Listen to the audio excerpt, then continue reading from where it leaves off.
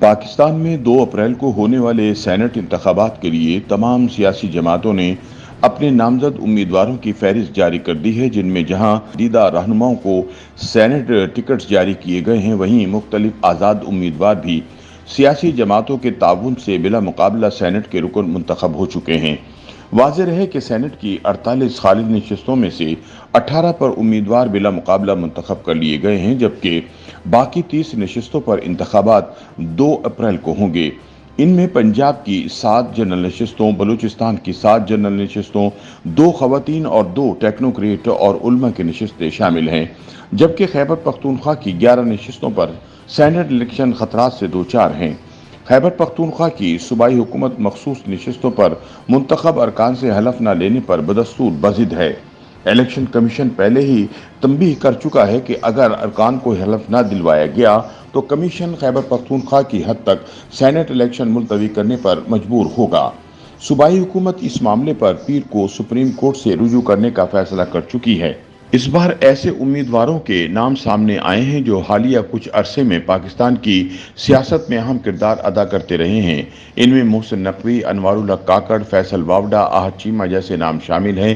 اگر محسن نقوی کی بات کی جائے تو ایسا لگتا ہے کہ انہیں بظاہر پنجاب کی تمام سیاسی جماعتوں کی حمایت حاصل ہے، کیونکہ جب وہ کاغذات نامزدگی کے لیے صوبائی الیکشن کمشنر پنجاب کے دفتر میں آئے تو ان کی تائید اور تجویز کنندہ میں مسلم لیگ نون کے خواجہ عمران نذیر، پیپلز پارٹی کے سید علی حیدر گیلانی، مسلم لیگ قاف کے چودھری شافع حسین اور استحکام پاکستان پارٹی کے غضنفر عباس چینا شامل تھے۔ اس طرح پاکستان تحریک انصاف کے سابق رہنما اور سابق رکن قومی اسمبلی فیصل واوڈا ایک بار پھر خبروں کی زینت بنے ہوئے ہیں، کیونکہ وہ بھی آزاد حیثیت میں سینٹ کا الیکشن لڑ رہے ہیں۔ کاغذات نامزدگی جمع کرانے کے بعد انہوں نے میڈیا سے بات کرتے ہوئے کہا تھا کہ آج کل آزاد کا سیزن چل رہا ہے، تو انہوں نے بھی آزاد حیثیت سے لڑنے کا فیصلہ کیا ہے۔ واضح رہے کہ چند ماہ قبل جب فیصل واوڈا کی آصف علی زرداری سے اچانک ملاقات کی تصویر منظر عام پر آئی تھی تو اس وقت فیصل واوڈا نے بتایا تھا کہ یہ ایک معمول کی ملاقات تھی، جس میں آصف علی زرداری کی خیریت دریافت کی گئی تھی۔ تاہم میڈیا نے یہ خبریں دی تھی کہ مذکورہ ملاقات سینٹ کی نشست کے حصول کے ضمن میں ہی کی گئی تھی۔ سیاسی جوڑ توڑ کی اس تصویر کا حیران کن پہلو ایم کیو ایم پاکستان ہے، کیونکہ فیصل واوڈا کے تجویز اور تائید کنندگان ایم کیو ایم پاکستان کے اراکین سندھ اسمبلی علی خورشیدی اور عادل عسکری ہیں، جس سے ایم کیو ایم کی فیصل واوڈا کو سینیٹر بنانے میں دلچسپی کا اندازہ لگایا جا سکتا ہے۔ تاہم سوال پیدا ہوتا ہے کہ کیا سیاسی جماعتیں ان آزاد امیدواروں کی حمایت کسی دباؤ پر کر رہی ہیں؟ اس حوالے سے مسلم لیگ نون کی رہنما عظمیٰ بخاری کا کہنا ہے کہ ان امیدواروں کی حمایت کرنے کے کوئی محرکات نہیں ہیں اور نہ ہی اس حوالے سے کوئی دباؤ ہے۔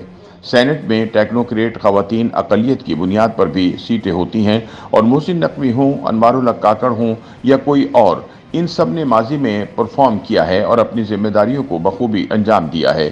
ایسے میں اگر مسلم لیگ نون سمجھتی ہے کہ ان کو سینٹ میں پاکستان کی بہتری کے لیے کام کرنے کا موقع ملنا چاہیے تو کسی کو اعتراض نہیں ہونا چاہیے۔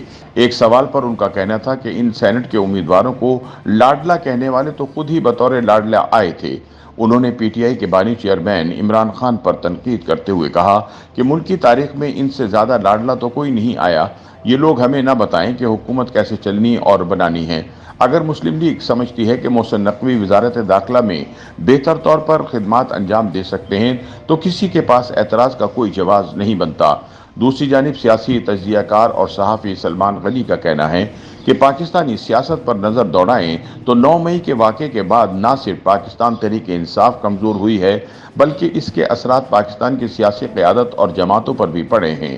ان کا کہنا ہے کہ اس واقعے کے بعد پاکستان کی سیاسی اور جمہوری قوتیں دفاعی پوزیشن پر چلی گئی ہیں، اس لیے سابق نگران دور بھی سیاسی جماعتوں کے منشا اور مرضی کے مطابق نہیں تھا۔ سلمان غنی کا کہنا ہے کہ پاکستان کی اسٹیبلشمنٹ کی ایک سیاسی حیثیت اور اہمیت ہے اور اس کی ایک بڑی وجہ یہ ہے کہ پاکستان کی سیاسی قوتیں توقعات کے مطابق ڈیلیور نہیں کر پاتی۔ جب کسی ملک کی سیاسی قوتیں کمزور پڑتی ہیں تو پھر وہاں کی اسٹیبلشمنٹ یہ خلا پر کرتی ہے۔ سلمان غنی کے مطابق سینٹ انتخابات کئی حوالوں سے اہم ہیں۔ کچھ آزاد امیدواروں کو تمام جماعتوں کی مشترکہ حمایت حاصل ہے۔ اس کی وجہ میرے نزدیک یہ ہے کہ موجودہ حکومت निगरान हुकूमत का तसलसल है, इसलिए क्योंकि पाकिस्तान के सियासतदानों की नाचाकी की वजह से मुक़्तदरा बालादस्त हो गई है। ताहम वो कहते हैं कि अगरचे सियासी तौर पर इस्टेब्लिशमेंट का किरदार तो कोई नहीं, लेकिन मुल्की माशी बहरान के लिए पाकिस्तान की फौज के सिपहसालार ने दोस्त ममालिक से अपना असर व रसूख इस्तेमाल करते हुए एक किरदार अदा किया है। जब इस मामले पर उनका किरदार नजर आता है तो यकीनन बड़े फैसलों पर भी उनका किरदार होगा, और जिन अफराद को सेनेट का बिला मुकाबला रुकन मुंतखब किया जा रहा है, उनको इन हलकों की तायद हासिल है। तजिया निगार और सहाफ़ी माजिद निज़ामी के मुताबिक गुज़िश्ता 10 बरस के दौरान पाकिस्तान की सियासत में एक तब्दीली ये आई है कि पहले गैर मुंतखब अफराद पस पर्दा रहकर हुकूमती मामला चलाते थे, लेकिन अब इन बरसों के दौरान कई पस पर्दा किरदार सामने आना शुरू हो गए हैं। इसी तनाजुर में अगर सेनेट के इलेक्शन को देखें तो पीटीआई के दौरे हुकूमत में भी फरोग नसीम के बारे में भी एमक्यूएम से सुनने को मिलता था कि ये हमारे नहीं बल्कि किसी और के कोटे पर वजीर बने हैं। पहले इस्टेब्लिशमेंट हुकूमत को पैगामात देती थी, अब उन्होंने अपने लोगों को ही एडजस्ट करवाना शुरू कर दिया है। माजिद निज़ामी कहते हैं कि सियासी जमातों की इन उम्मीदवारों की हिमायत करने की मजबूरी इसलिए है कि वो जान चुकी हैं कि अगर सरकार दरबार या हुकूमत में रहना है तो इस्टेब्लिशमेंट से बना कर रखनी है, और गुज़िश्ता 10 बरसों में सब बड़ी सियासी जमातों के साथ जो जो कुछ हुआ, इस पर उन्होंने ये नतीजा अख्ज़ किया कि वो इस्टेब्लिशमेंट के साथ बनाए बगैर अपने मकासद हासिल नहीं कर सकते।